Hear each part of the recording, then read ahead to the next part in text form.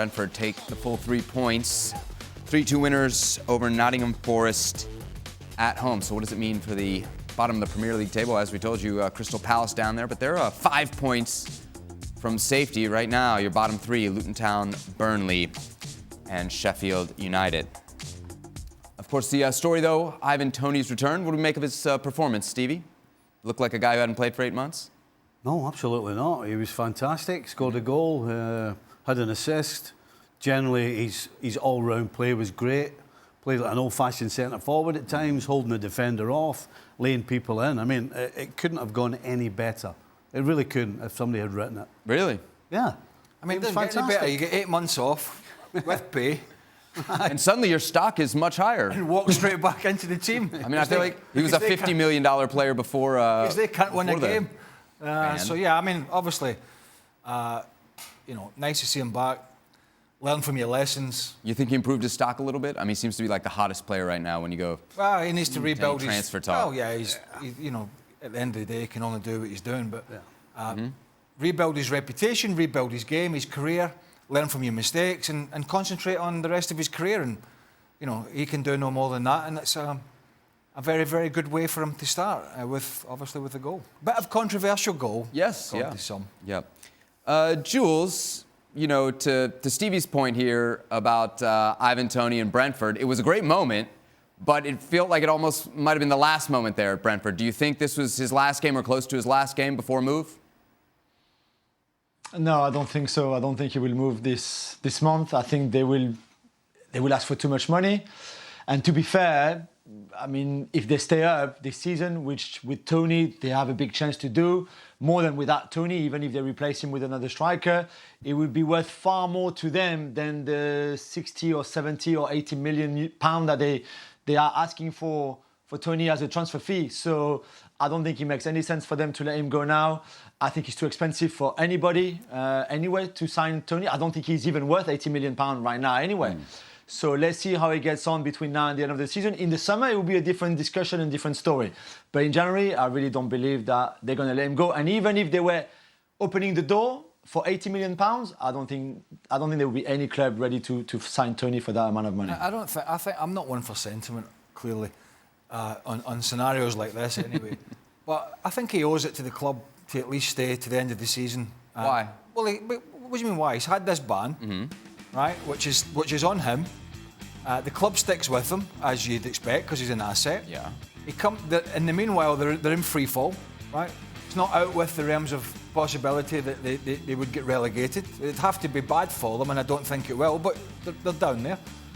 And I think it would be a bad look on him if he went, well, I want to leave now, and Brentford were to be relegated, rather than come in, do the job between now and the end of the season, score the goals, help solidify once again their position in the Premier League, and then see what the summer brings. You think there'll be as much interest in him in the summer? I feel like he's a player who people want now, but it might be different 6 months from now. Oh, I mean, he could bang a good few goals in between now and the end of the season, and there's quite a few clubs you may have noticed looking for a good front man. But yeah, I mean, now is the time, the signing of desperation, January. And if you're Brentford, if he's worth 50 million in 6 months, why not take 100 million now? Well, because they'll not get that. That's why nobody's going to get him. If they turned around tomorrow and said, you can have him for 40, there would be a list of clubs ready to take him now. But the 80 absolutely is frightening everybody away. So that's not happening. Kieran, you got a good look at him today. Is this the player that could solve Arsenal's problems up top? I mean, I was really impressed with him today, considering he's not played for so long. And, I like the way I like his attitude that he takes when he goes into every game. He's always looking to influence every single game, and he seems like he's there strictly for business. I think he's got that kind of arrogance that you need at a top club, because it's not easy. You're expected to put up big numbers when you play for clubs like Arsenal, United, and so forth. So I think he has what it takes. I think wherever he goes, he's going to score goals. I do like the idea of him at Arsenal. I think he would be an asset to the club, and it's definitely something that they need. His profile is probably perfect for what they need right now. So I would like to see him in an Arsenal shirt. I wouldn't like to see him go for those kind of numbers though at the moment. Well, it'd be under the radar at Arsenal, wouldn't it? not for 100 million euros. Kieran, we heard from the guys in studio. Sounds like you didn't have too many issues with the free kick goal, the manner. No issues. No issues. Not too many. No None. issues. Zero. Kieran, who are we blaming there? Is it the goalie? Is it the defender? Or is it just Ivan Toney being cheeky? Cheeky. I think it's the referee. I think it's the referee. It has to spot that, or the VAR, or the linesman. It's one of them where if he's my teammate and he does that after the game, I'm going to take him for a beer. But if it's the opponent, then I'm probably going to try and slander him. So it's cheeky, but obviously I don't think we're going to see it happen again after all of the attention surrounding it today. I've never met a player yet who's taken free kicks and not moved the ball. In 30 years. Never seen one. Jules, where are you coming down on this? You going to slander Tony or are you going to buy him a beer? No, I mean, I admire the fact that he did it and that the referee didn't notice. The difference between now and when Craig was playing, even Kieran, to be fair, and Stevie, is that there's a spray now. And the referee, with the spray, points out where the ball has to be. The ball cannot move. Once the spray has been, this is where the foul is, the ball has to stay in the spray, and the goalkeeper puts his wall where the spray and the ball is. So if you start moving the ball, that changes the whole dynamic. So for that, I'm not sure what the referee...